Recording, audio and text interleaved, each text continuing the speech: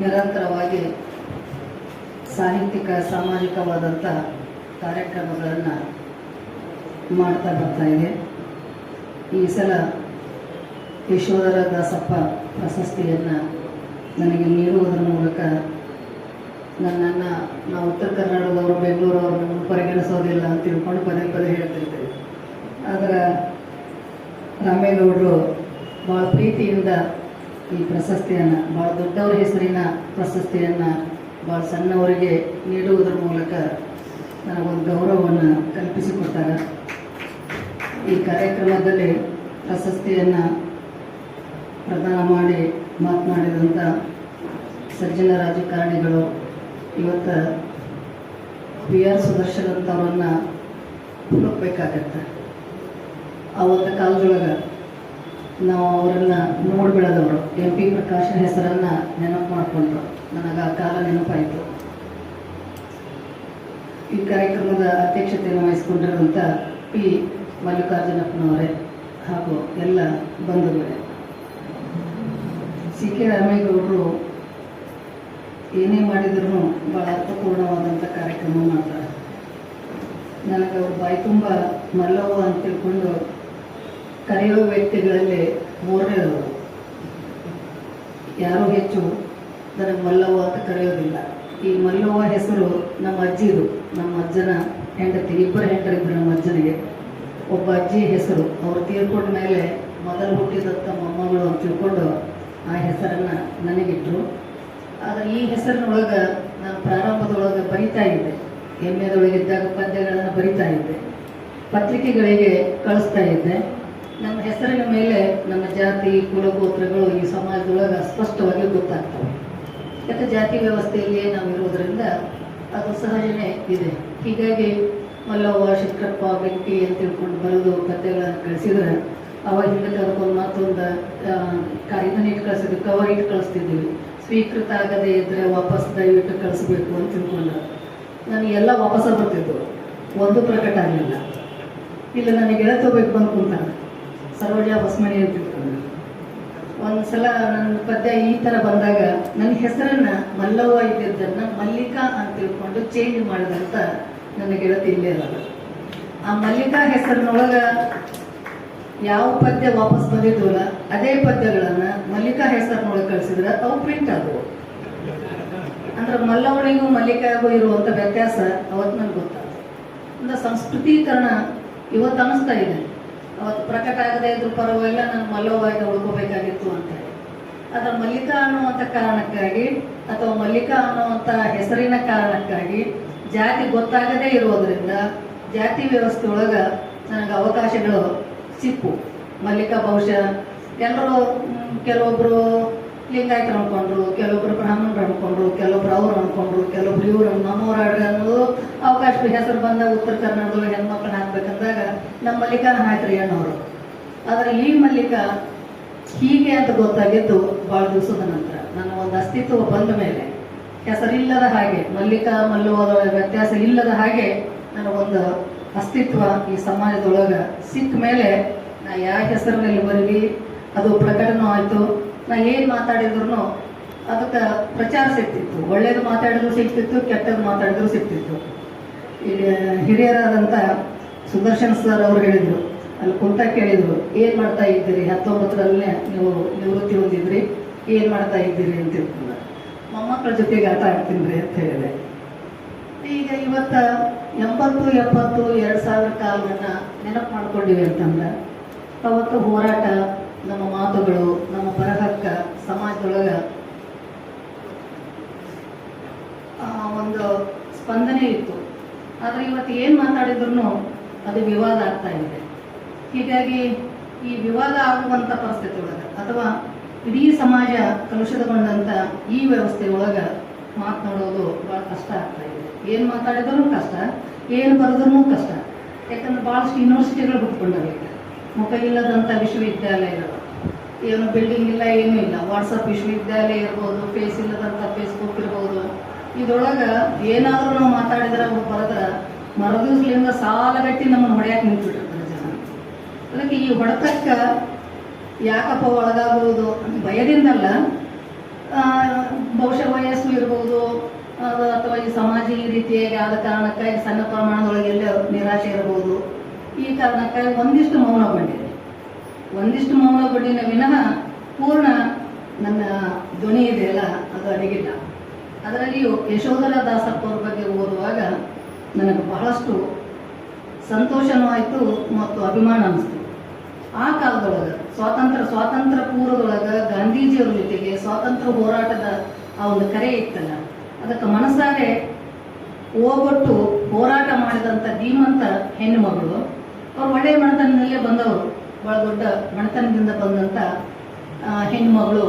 ಸ್ವಾತಂತ್ರ್ಯ ಗಾಂಧೀಜಿಯ ಆದರ್ಶಕ್ಕೆ ಮಾರು ಹೋಗಿ ಒಂದು ಧ್ವಜ ಹೋರಾಟದೊಳಗೆ ಅವ್ರು ಎಂಥ ಒಂದು ಪಾಲ್ಗೊಂಡಿದ್ರು. ಎಲ್ಲ ಹೆಣ್ಮಕ್ಳನ್ನು ಕರ್ಕೊಂಡು ಅಲ್ಲಿ ಭಾಗವಹಿಸುವಂಥದ್ದನ್ನು ಮತ್ತು ಮೈಸೂರು ಭಾಗದ ಹೆಣ್ಮಕ್ಳಿಗೆ ರಾಜಕೀಯವಾಗಿ ಸಂಘಟಿತವಾದಂಥ ರೀತಿ ಒಳಗೆ ಭಾಳ ದೊಡ್ಡ ಪ್ರಮಾಣದೊಳಗೆ ನಾಲ್ವಡಿ ಕೃಷ್ಣರಾಜರ ಅವಧಿಯಾಗಿತ್ತು ಮತ್ತು ನಿಜಲಿಂಗ ಸ್ವಾತಂತ್ರ್ಯ ನಂತರ ಸ್ವಾತಂತ್ರ್ಯ ಪೂರ್ವ ಎರಡೂ ಕಾಲದೊಳಗೆ ಸಂಘಟನೆಯನ್ನು ಮಾಡಿದಂಥ ಭಾಳ ಅಪರೂಪದ ಹೆಣ್ಣುಮಗಳು.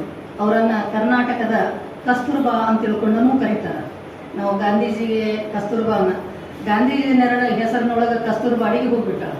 ಗಾಂಧೀಜಿಯ ಅಬ್ಬರದೊಳಗೆ ಕಸ್ತೂರ್ಬಾ ಅಡಿಗೆದ ಹಾಗೆ ನಮ್ಮ ಕಸ್ತೂರ್ಬಾ ದಾಸಪ್ಪರ ಹೆಸರಿನೊಳಗೆ ಅಡಿಗಿಲ್ಲ. ಅವ್ರ ಸ್ವತಂತ್ರವಾದಂಥ ವ್ಯಕ್ತಿತ್ವವನ್ನು ಉಳಿಸ್ಕೊಂಡು ಅವರದೇ ಆದಂಥ ರೀತಿಯೊಳಗೆ ಅದು ಯಾಕೆ ಅವ್ರ ಸ್ವತಂತ್ರ ಹೆಸರು ಉಳ್ಕೊಂತು ಅಂತಂದ್ರೆ, ನಿಜಲಿಂಗಪ್ಪ ಅವರ ಅವಧಿಯಲ್ಲಿ ಅವರು ಕೇಂದ್ರ ಸಚಿವರಾಗಿದ್ದರು, ಕೇಂದ್ರ ಸಂಪುಟ ಸಚಿವರಾಗಿದ್ದರು, ಅದು ಸಮಾಜ ಕಲ್ಯಾಣ ಇಲಾಖೆಯ ಸಚಿವರಾಗಿದ್ದರು. ಅವರು ಬಾಣ ನಿಷೇಧದ ಬಗ್ಗೆ ಒತ್ತಾಯವನ್ನು ಮಾಡಿದಾಗ ಸರ್ಕಾರ ಒಪ್ಕೊಳ್ಳಿಲ್ಲ, ನಿಜಲಿಂಗಪ್ಪವರಿಗೆ ಅದನ್ನು ಮಾಡಲಿಕ್ಕೆ ಸಾಧ್ಯ ಆಗಲಿಲ್ಲ. ಅದಕ್ಕಾಗಿ ಅವರು ತಮ್ಮ ಮಂತ್ರಿಗಿರಿಗೆ ರಾಜೀನಾಮೆಯನ್ನು ಕೊಟ್ಟಂಥ ಧೀಮಂತ ಮಹಿಳೆ. ಇವತ್ತು ಜಗ್ಗೇಡಿ ಕಸ್ಕೊಂಡ್ರೂ ಕೊಡೋದಿಲ್ಲ. ಆದ್ರೆ ಅವತ್ತು ಒಂದು ತಾತ್ವಿಕ ವಿಚಾರಕ್ಕಾಗಿ ರಾಜೀನಾಮೆ ಕೊಟ್ಟಂಥ ಒಬ್ಬ ರಾಜಕಾರಣಿ ಅನ್ನುವಂಥದ್ದನ್ನು ನೆನಪು ಮಾಡಿಕೊಂಡೆ. ಅದನ್ನು ಓದುವಾಗ ನನಗೆ ರೋಮಾಂಚನ ಆಗ್ತಿತ್ತು. ನಾವು ಅಂಥವರನ್ನು ಈ ಕರ್ನಾಟಕ ಕಂಡೈತಿ. ಇವತ್ತು ಇಂಥವ್ರನ್ನು ನೋಡಕತ್ತೀವಲ್ಲಪ್ಪ ಅನ್ನುವಂಥದ್ದು ದುರಂತ. ಇವತ್ತಿಗಿರುವಂಥ ರಾಜಕಾರಣಿಗಳನ್ನ ನೋಡೋದು, ಕುರ್ಚಿ ಬಿಟ್ಟಿದ್ದೀರಪ್ಪ ಇಳಿಯರಪ್ಪ ಅಂತ ತಿಳ್ಕೊಂಡು ಏನು ಕೈ ಹಿಡಿದು ಜಗ್ಗಾಡಿದ್ರು ಯಾರು ಹಿಡಿಯಂಗಿದ್ದೆ, ಸಿಕ್ಕರು ಸಾಕಪ್ಪ ಅನ್ನೋಂಥ ಈ ಹೊತ್ತಿನೊಳಗೆ ಸಿಕ್ಕ ಕುರ್ಚಿಯನ್ನು ಒದ್ದು ತಮ್ಮ ಒಂದು ಏನು ಬದ್ಧತೆ ಇತ್ತಲ್ಲ ಅದನ್ನು ಉಳಿಸಿಕೊಳ್ಳುವಷ್ಟು ಮಟ್ಟಿಗೆ ಅವರು ಭಾಳ ಒಂದು ತಾತ್ವಿಕವಾದಂಥ ರಾಜಕಾರಣವನ್ನು ಮಾಡಿದಂಥ ಹೆಣ್ಮಗಳು. ಸುದರ್ಶನ್ ಸರ್ ಅವರು ಹೇಳಿದರು, ನಮ್ಮ ಹಂಪಿ ವಿಶ್ವವಿದ್ಯಾಲಯಕ್ಕೆ ಸಂಬಂಧಪಟ್ಟ ಹಾಗೆ ನಾನು ಕುಲಪತಿಯಾದ ಹೊತ್ತಿನೊಳಗೆ ಇಂತಹ ಎಲ್ಲ ಸಜ್ಜನ ರಾಜಕಾರಣಿಗಳನ್ನು ವಿಶ್ವವಿದ್ಯಾಲಯಕ್ಕೆ ಬರಮಾಡಿಕೊಂಡು ವಿದ್ಯಾರ್ಥಿಗಳಿಗೆ ನಾನು ಪರಿಚಯಿಸೀನಿ ಕಾರ್ಯಕ್ರಮಗಳನ್ನು. ಅಲ್ಲಿವರೆಗೂ ಆ ವಿಶ್ವವಿದ್ಯಾಲಯಕ್ಕೆ ಅದೊಂದು ವಿಚಿತ್ರವಾದಂಥ ವಿಶ್ವವಿದ್ಯಾಲಯ. ರಾಜಕಾರಣಿಗಳನ್ನು ಕರೆಯಬಾರ್ದು, ವ್ಯಕ್ತಿಗಳ ಮೇಲೆ PhD ಮಾಡಬಾರ್ದು, ಅವ್ರು ಇರಬಾರ್ದು ಇವ್ರು ಇರಬಾರ್ದು ಅಂತ ತಿಳ್ಕೊಂಡು ಬೇಲಿ ಹಾಕಿಕೊಂಡಂಥ ವಿಶ್ವವಿದ್ಯಾಲಯ. ಅದನ್ನು ಸ್ಥಾಪನೆ ಮಾಡಿದವರು MP ಪ್ರಕಾಶ್ ಅವರು ಭಾಳ ಕನಸುಗಾರರು. ಅವರಿಗೆ ನಾಟಕದ ಹುಚ್ಚು ಇತ್ತು. ಸೋತಾಗ ನಾಟಕ ಮಾಡ್ತಿದ್ರು, ಗೆದ್ದಾಗ ರಾಜಕಾರಣ ಮಾಡ್ತಿದ್ರು. ಹೀಗಾಗಿ ಅವರ ಕನಸಿನ ಕೂಸದು. ಅಂತಹ ಕನಸಿನ ಕೂಸಿನ ಒಂದು ವಿಶ್ವವಿದ್ಯಾಲಯಕ್ಕೆ ನಾನು ಕುಲಪತಿಯಾದ ಹೊತ್ತಿನೊಳಗೆ ಪ್ರತಿ ಹೆಜ್ಜೆ ಇಡುವಾಗ ಈ ಹಿರಿಯರ ನೆನಪುಗಳು ನಾನು ಕಾಡ್ತಾ ಇತ್ತು. ಇಷ್ಟು ದೊಡ್ಡವರು ಕಟ್ಟಿದಂಥ ವಿಶ್ವವಿದ್ಯಾಲಯದೊಳಗೆ ಡಾಕ್ಟರ್ MM ಕಲಬುರ್ಗಿ ಅಂತವರು, ಕಂಬಾರ್ ಅಂತವರು ಕುಂತು ಹೋದಂಥ ಚೇರ್ನೊಳಗೆ ಕುಂತಂಥ ನಾನು ಕೆಲಸ ಮಾಡಬೇಕಾದ್ರೆ ಅವರ ಹಾಗೆ ಆಗಲಿಕ್ಕೆ ಸಾಧ್ಯ ಇಲ್ಲ. ಆದರೆ ಅವರ ಆಶಯಗಳನ್ನು ಸ್ವಲ್ಪ ಆದರೂ ನೆನಪಿನಲ್ಲಿ ಇಟ್ಟುಕೊಂಡು ಕೆಲಸ ಮಾಡಬೇಕು ಅನ್ನುವಂಥ ಎಚ್ಚರವನ್ನು ಇಟ್ಟುಕೊಂಡು ನಾನು ಕುಲಪತಿಯಾದ ಹೊತ್ತಿನೊಳಗೆ ಕೆಲಸ ಮಾಡಿದೆ. ಆ ಕಾರಣಕ್ಕಾಗಿ ಸುದರ್ಶನ್ ಅವರನ್ನು ಇವ್ರನ್ನ ಕರೆಸಿದೆ, ಆಮೇಲೆ BL ಶಂಕರ್ ಅವ್ರನ್ನ ಕರೆಸಿದೆ, ರಮೇಶ್ ಅವ್ರನ್ನ ಕರೆಸಿದೆ, ಈಗಿರುವಂಥ ಸ್ಪೀಕರ್ ಅವರನ್ನ ಕರೆಸಿದೆ. ಈ ಥರ ರಾಜಕಾರಣಿಗಳನ್ನು ಯಾರು ತಾತ್ವಿಕವಾದಂಥ ರಾಜಕಾರಣವನ್ನು ಮಾಡಿ ಜನಮಾನಸದೊಳಗೆ ಉಳಿದುಕೊಂಡರಲ್ಲ ಅವರು ನಮ್ಮ ಯುವಕರಿಗೆ, ನಮ್ಮ ವಿದ್ಯಾರ್ಥಿಗಳಿಗೆ ಪರಿಚಯ ಆಗಬೇಕು ಅನ್ನುವಂಥ ಕಾರಣದಿಂದ ನಮ್ಮ ಎಲ್ಲ ಕರ್ನಾಟಕದ ಕೆಲವು ನಾವು ಗೌರವಿಸುವಂಥ ಮತ್ತು ಚರಿತ್ರೆಯಲ್ಲಿ ತಮ್ಮದೇ ಆದಂಥ ವಿಶಿಷ್ಟ ಛಾಪನ್ನು ಪ್ರಾಮಾಣಿಕತೆಯಿಂದ ಉಳಿಸಿದಂಥ ರಾಜಕಾರಣಿಗಳನ್ನು ವಿಶ್ವವಿದ್ಯಾಲಯಕ್ಕೆ ಭಾಳ ಪ್ರೀತಿಯಿಂದ ಕರೆಯುವಂಥ ಕೆಲಸವನ್ನು ಮಾಡಿದ್ದೆ. ಹಾಗೆ ಕರೆದಾಗ ಸುದರ್ಶನ್ ಸರ್ ಅವರು ಬಂದು ದೇವರಾಜ ಅರಸನ ಕಾರ್ಯಕ್ರಮ ಅಲ್ಲಿ ಬಂದು ಭಾಳ ಅವ್ರು ಮಾತನಾಡಿದಂಥ ಮಾತುಗಳು ಇವತ್ತಿಗೂ ನಮ್ಗೆ ನೆನಪಿದೆ. ಆದರೆ ನೀವು ಇವತ್ತು ಹೇಳ್ತಾ ಇದ್ದೀರಿ ಮತ್ತೆ ನೀವು ಚಳವಳಿಗೆ ಹೋರಾಟಕ್ಕೆ ಬರಬೇಕು ಅಂತೇಳಿ. ಇವತ್ತಿನ ರಾಜಕಾರಣಿಗಳು ನೀವು ನಮ್ಮ ಹೋರಾಟದ ಮಾತುಗಳನ್ನು ನೀವು ಸಹಿಸ್ಕೊಳ್ಬಲ್ರಿ, ಅದು ಇವತ್ತಿರುವಂಥ ರಾಜಕಾರಣಿಗಳಲ್ಲ, ಇವರು ನಮ್ಮ ಹೋರಾಟದ ಮಾತುಗಳನ್ನು ಸಹಿಸ್ಕೊಳ್ಳೋದಿಲ್ಲ.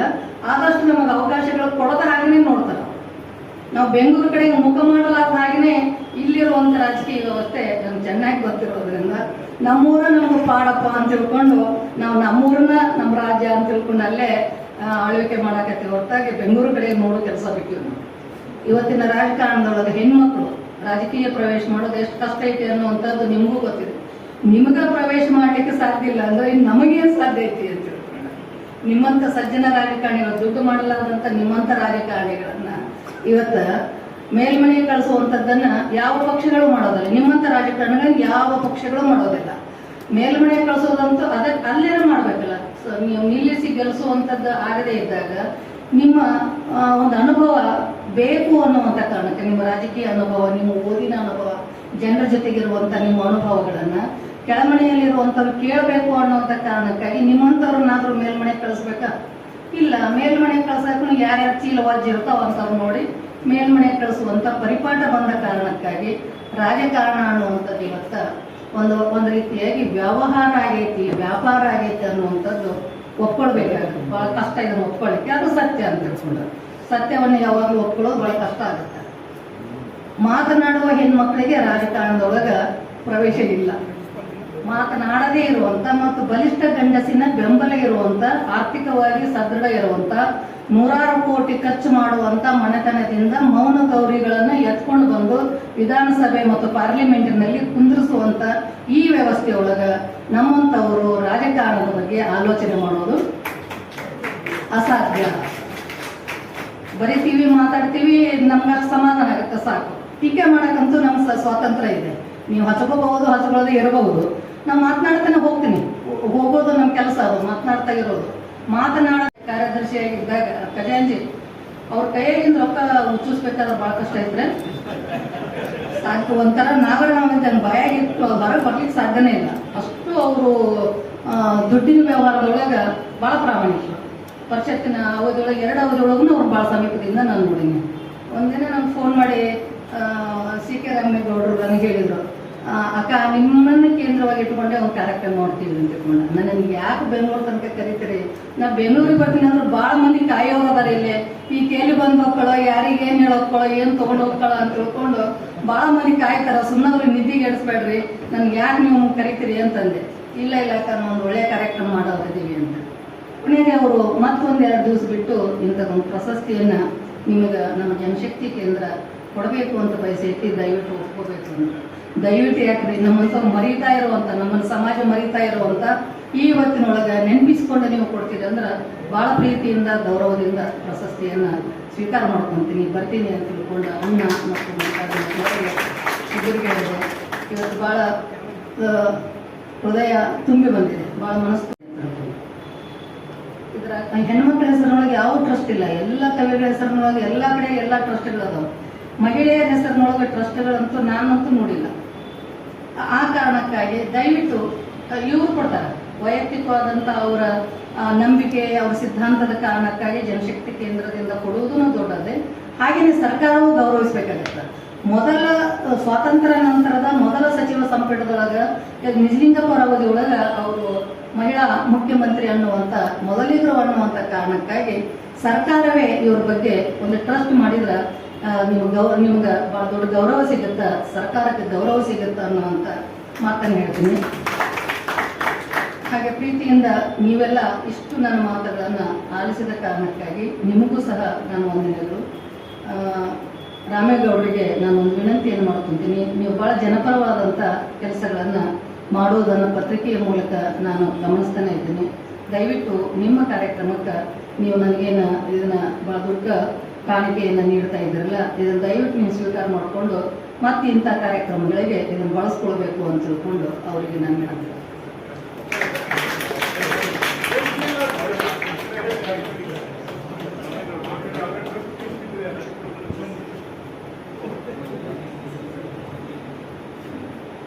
ಏಕೆ ಒಳ್ಳೆಯ ಕೆಲಸ ಮಾಡುವಂಥವ್ರು ಸುದರ್ಶನ್ ಸರ್ ಹೇಳಿದ್ರು 10,000 ರೂಪಾಯಿ ಕೊಟ್ಟರೆ ಹೆಣ್ಮಕ್ಳು ಇಡ್ತಾರಂತ.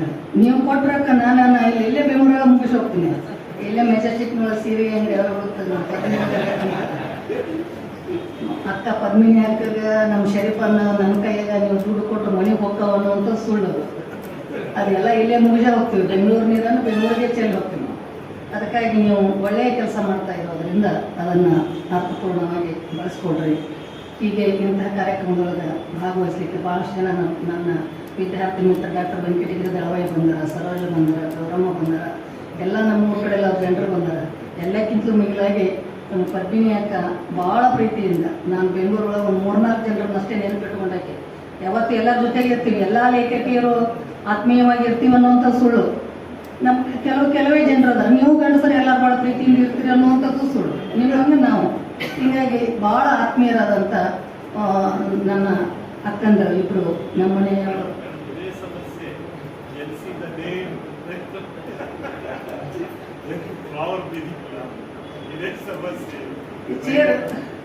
ಬರೀ ಮಹಿಳೆಯರಷ್ಟೇ ಜಲಸಿಗಳು ಅಲ್ರಿ ಸರ್, ನೀವು ಅವರೇ.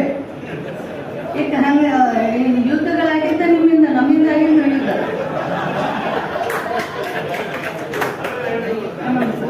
ಅದು ಗಂಡು ಹೆಣ್ಣು ಅನ್ನುವಂಥದ್ದು ಅಂದ್ರೆ ಅದು ಜಲಸ್ ಅನ್ನುವಂಥದ್ದು, ಅಧಿಕಾರ ಅನ್ನುವಂಥದ್ದು ಲಿಂಗ ಮೀರಿದ ಹಾಗೆ ಶಕ್ತಿ ಪ್ರದರ್ಶನಕ್ಕಾಗಿ ಅದರ ಮೂಲಕ ಪಡ್ಕೊಳ್ಳೋಕೆ ನೋಡುತ್ತೆ ಹೊರತಾಗಿ ಅದು ಹೆಣ್ಮಕ್ಳು ಗಂಡು ಅಂತ ಸಿಗಲ್ಲ. ಯಾರಿಗೆ ಶಕ್ತಿ ಇರುತ್ತೋ ಅಧಿಕಾರ. ಹೀಗಾಗಿ ಯಾರಿಗೆ ಅಸೂಯೆ ಇರುತ್ತೋ ಒಬ್ಬರೊಬ್ಬರು ಅಮಾನವೀಯವಾಗಿ ನಡ್ಕೊಂಡು ಅಧಿಕಾರವನ್ನು ಪಡ್ಕೊಳ್ತೀವಿ ಅಂತಾರೆ. ಆದ್ರೆ ನಿಮ್ಮಂಥವ್ರು ಆ ರೀತಿಯಾಗಿ ಮಾಡ್ಕೊಂಡು ಅಧಿಕಾರ ಸಾಧ್ಯನೇ ಇಲ್ಲ ನಿಮ್ಮಿಂದ ಕಿತ್ಕೊಂಡು ಹೋಗುವಂಥದ್ದು. ಹಾಗೇನೆ ನಾವು ಹೀಗಾಗಿ ಇಂತಹ ಸಮಾಜದೊಳಗೂ ಪ್ರೀತಿ ಮಾಡುವಂಥ ವ್ಯಕ್ತಿಗಳು ನಾವು ಇನ್ನೂ ಅದೀವಿ, ಪ್ರೀತಿಸುವಂಥವ್ರು ಅಲ್ಲಲ್ಲೇ ಇದ್ರೂ ನಮ್ಮ ನೆನಪು ಮಾಡ್ಕೊಳ್ಳುವಂಥ ಜನರು ನಾವು ಇರ್ತೀವಿ, ಅದೀವಿ. ಹೀಗಾಗಿ ಇವತ್ತು ಭಾಳಷ್ಟು ಜನರು ನಿಮ್ಮನ್ನೆಲ್ಲ ನೋಡಲಿಕ್ಕೆ ರಾಮೇಗೌಡರು ಒಂದು ಅವಕಾಶವನ್ನು ಕೊಟ್ಟರೆ ಅವರೆಲ್ಲರಿಗೂ ಇಡೀ ಈ ಜನಶಕ್ತಿ ಕೇಂದ್ರಕ್ಕೆ ನಾನು ಭಾಳ ಹೃತ್ಪೂರ್ವಕವಾದಂಥ ಅಭಿನಂದನೆಗಳನ್ನು ಸಲ್ಲಿಸ್ತೀನಿ. ನನ್ನ ಕುಟುಂಬದವರು ಬಂದ ನನ್ನ ತಂಗಿ